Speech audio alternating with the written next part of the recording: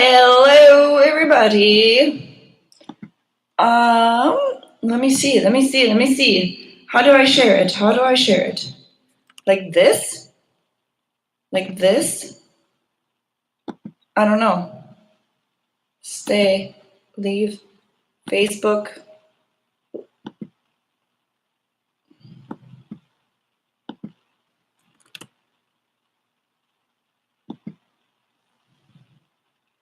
I'm trying to figure this out.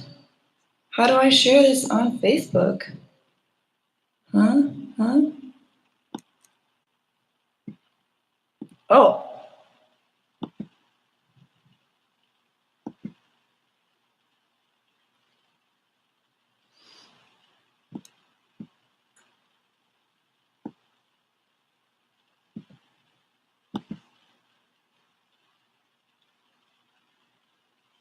I'm not sure that this is working.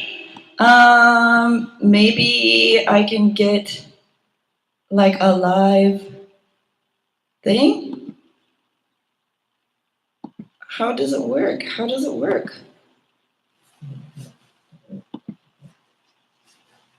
I don't know. Is this working? Am I live? How does it work? How do I know if people are watching me? It looks like I have like a friend request, but I don't know. How do I know? Do I know? How do you go live? Well, I'm not sure if this is working. If anybody can hear me, maybe you can tell me that on my Facebook. But I don't know how it works. But I am live, in fact. Anyway, so what I'm doing is I'm going to be reading you a book. And it's about, well, I found that it's about voting. And it's called Horton Hears a Who. I read it to the children the other day, and they seem to like it. So let's see. Maybe if I like reshare it, it'll happen. Does anybody, wait, Cass got it. Can you hear me? You can hear me, but you can't see me. That's okay. We're gonna read a book called Horton Hears a Who, and it's actually about voting. So that's great. Yay! It's by Dr. Seuss. I did not write it. No, I did not. But I like it. I like it a lot. Okay. I'm in the country, so basically, sometimes the connection goes out, and that's probably why you can't see me. But you can hear me, so it's like old times. All right. Cass can hear me. Thanks for watching. Okay, so check it out. That's Horton. I love him. Okay, Horton Hears a Who by Dr. Seuss. For my great friend, Mitsugi Nakamura of Kyoto, Japan. On the 15th of May, in the jungle of Nul, in the heat of the day, in the cool of the pool, he was splashing, enjoying the jungle's great joys, when Horton the elephant heard a small noise. Look at him splashing.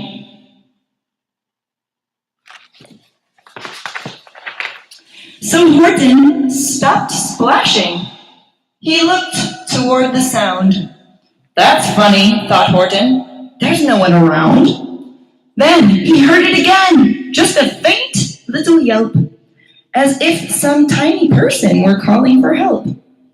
I'll help you, said Horton. But who are you? Where? He looked and he looked.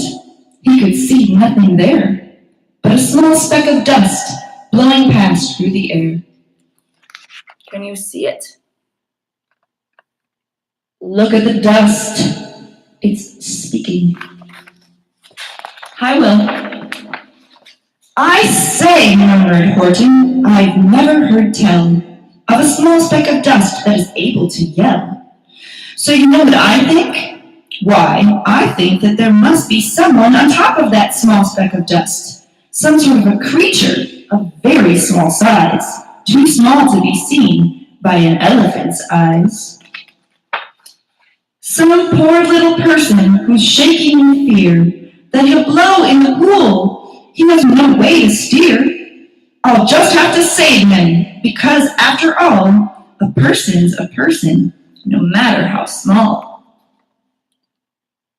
I'm showing you pictures even though you can't see them. There's a tiny little person on a speck of dust in Horton's trunk.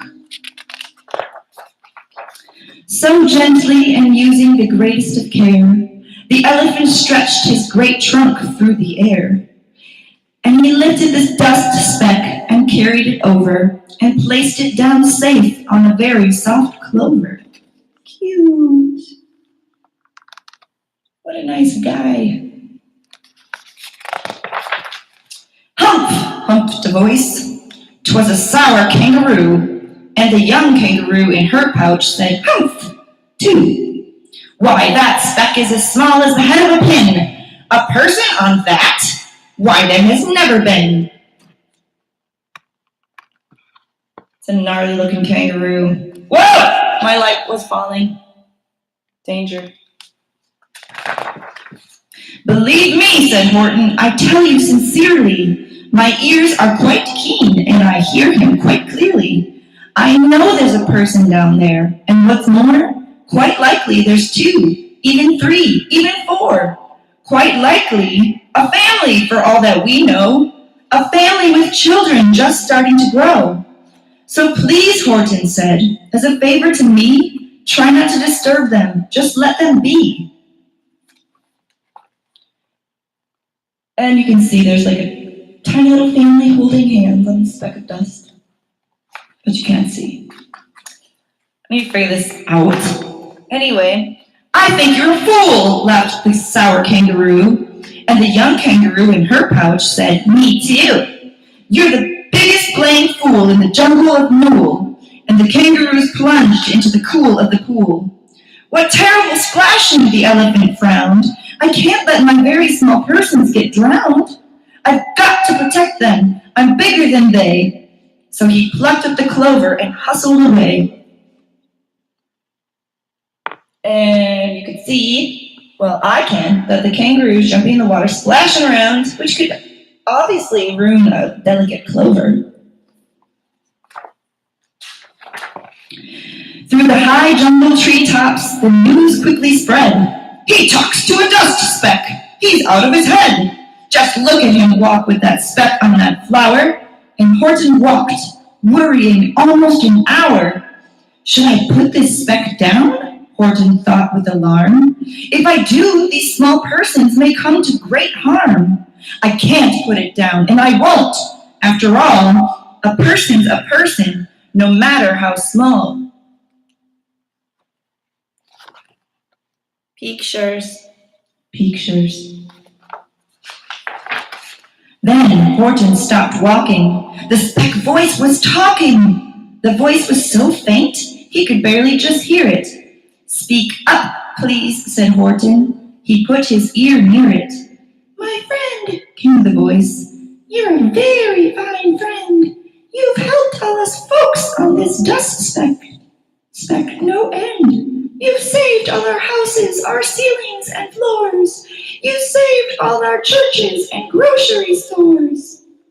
Aw, that's lovely. You mean, Horton gasped, you had buildings there too? Oh, yes, piped the voice. We most certainly do. I know, called the voice. I'm too small to be seen, but I'm mayor of a town that is friendly and clean. Our buildings to you would seem terribly small, but to us who aren't big, they are wonderfully tall. My town is called Whoville, for I am a Who, and we Whos are all thankful and grateful to you. And Horton called back to the mayor of the town, you're safe now, don't worry, I won't let you down. And there's a picture of a bunch of Whos partying. All at peace, happy, because they met Horton. But just as he spoke to the mayor of the speck, 3 big jungle monkeys climbed up Horton's neck. The Wickersham brothers came shouting, "What rot! This elephant's talking to who's who are not. There aren't any who's, and they don't have a mayor, and we're going to stop all this nonsense, so there." The monkeys are jumping all over Horton, and they're trying to steal his clover, so Horton is holding the clover up high in the sky. They snatched Horton's clover. They carried it off to a black-bottomed eagle named Vladikoff, a mighty strong eagle of very swift wing. And they said, "Will you kindly get rid of this thing?" And before the poor elephant could even speak, that eagle flew off with a flower in his beak. Jerks. How dare they? All that late afternoon and far into the night, that black-bottomed bird flapped his wings in fast flight, while Horton chased after with groans over stones that tattered his toenails and battered his bones. And he begged, "Please don't harm all my little folks, who have as much right to live as us bigger folks." But far, far beyond him, that eagle kept flapping, and over his shoulder called back, "Quit your yapping! I'll fly through. I'm a bird. I don't mind it. And I'll hide this tomorrow where you'll never find it."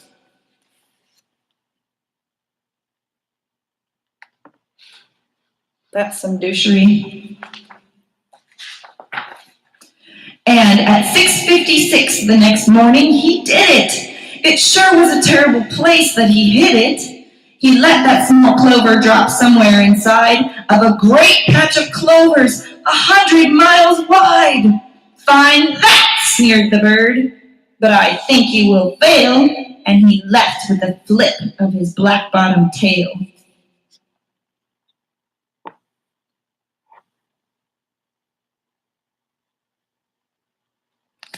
Minsky. "I'll find it," cried Horton. "I'll find it or a bust. I shall find my friends on my small speck of dust." And clover by clover, with care, he picked up and searched them and called, "Are you there?" But clover by clover, he found that the one that he sought for was just not around. And by noon, poor old Horton, more dead than alive, had picked, searched, and piled up 9,005.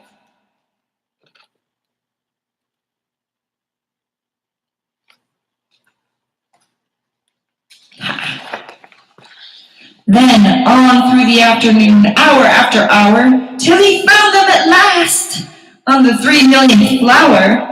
"My friends," cried the elephant, "tell me, do tell, are you safe? Are you sound? Are you whole? Are you well?"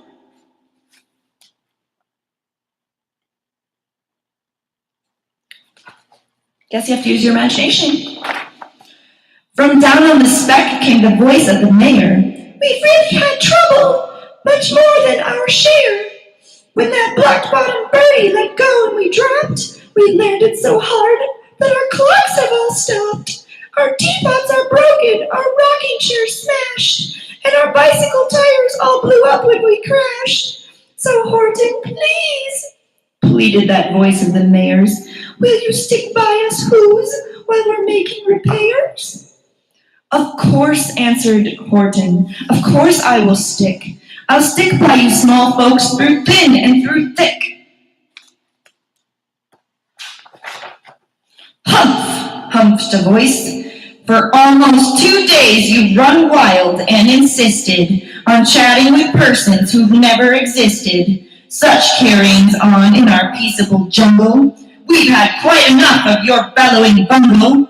And I'm here to state," snapped the big kangaroo, "that your silly nonsensical game is all through." And the young kangaroo in her pouch said, "Me too." With the help of the Wickersham brothers and dozens of Wickersham uncles and Wickersham cousins and Wickersham in-laws whose help I've engaged, you're going to be roped and you're going to be caged. And as for your dust speck, ha! That we shall boil in a hot steaming kettle of hazelnut oil. Boil it, gasped Horton. Oh, that you can't do. It's all full of persons. They'll prove it to you. Nasty, nasty, nasty, nasty village people. Who's? Mr. Mayor, Horton called. Mr. Mayor, you've got to prove now that you really are there. So call a big meeting, get everyone out, make every who holler, make every who shout, make every who scream. If you don't, every who is going to end up in a hazelnut stew. That's a conundrum.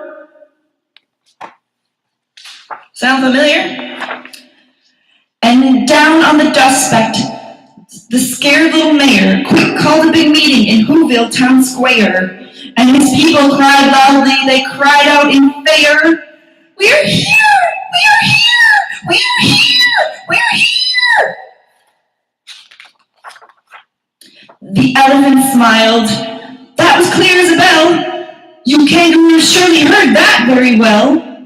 All I heard, snapped the big kangaroo, was the breeze and the faint sound of wind through the far distant trees. I heard no small voices, and you didn't either. And the young kangaroo in her pouch said, "Me neither."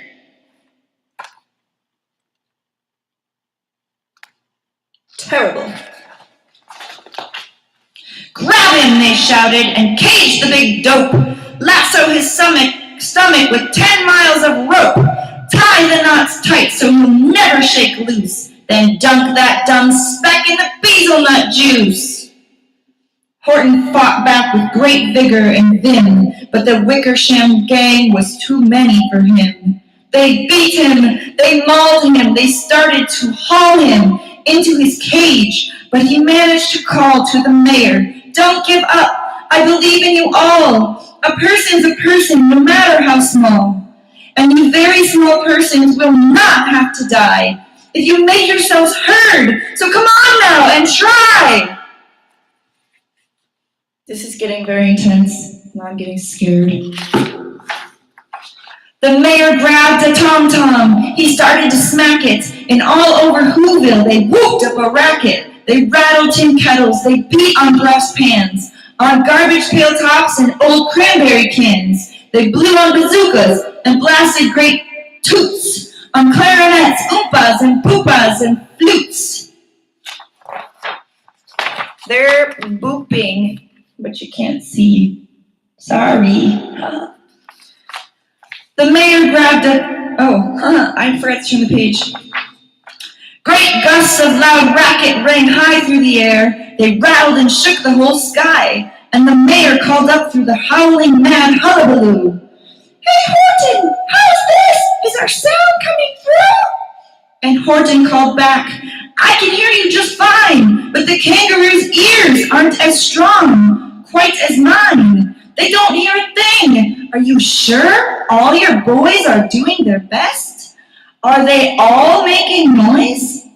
Are you sure every who down in Whoville is working? Quick, look through your town. Is there anyone shirking?"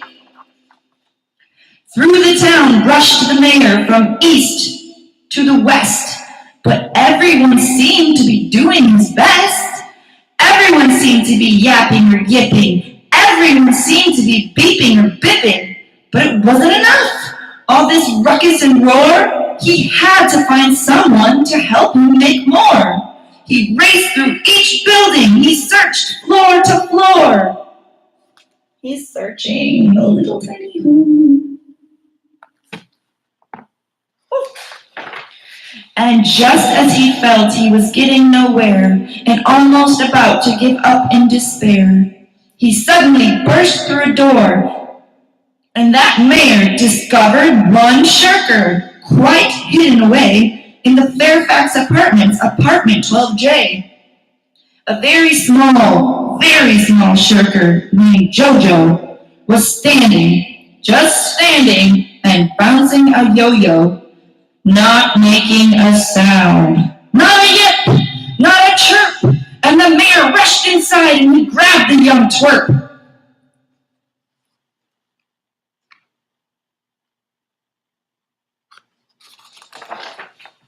and he climbed with the lad up the Eiffelberg Tower. "This," cried the mayor, "is your town's darkest hour! The time for all who have blood that is red to come to the aid of their country," he said. "We've got to make noises in greater amounts, so open your mouth, lad, for every voice counts." Thus he spoke as he climbed. When they got to the top, the lad cleared his throat and he shouted out, "Yap!" And that yap, that one small extra yap, put it over. Finally, at last, from that speck on that clover, their voices were heard. They rang out clear and clean. And the elephant smiled. "Do you see what I mean? They proved they are persons, no matter how small, and their whole world was saved by the smallest of all." "How true, yes, how true," said the big kangaroo. "And from now on, you know what I'm planning to do? From now on, I'm going to protect them with you." And the young kangaroo in her pouch said, "Me too!" From the sun in the summer, from rain when it's fallish, I'm going to protect them, no matter how smallish. Oh, that was just such an amazing story, I tell you. There it is. Maybe next time I will do this in a different location or with different cameras. I might not be able to go live, but that's okay. Is anyone listening still? I can't see because I've got, this is on YouTube. But yeah, check it out. All the different stories that inspire you might inspire me, and we can inspire each other constantly. So keep reading, learn some new words, and we'll see what kind of book I am inspired by next time.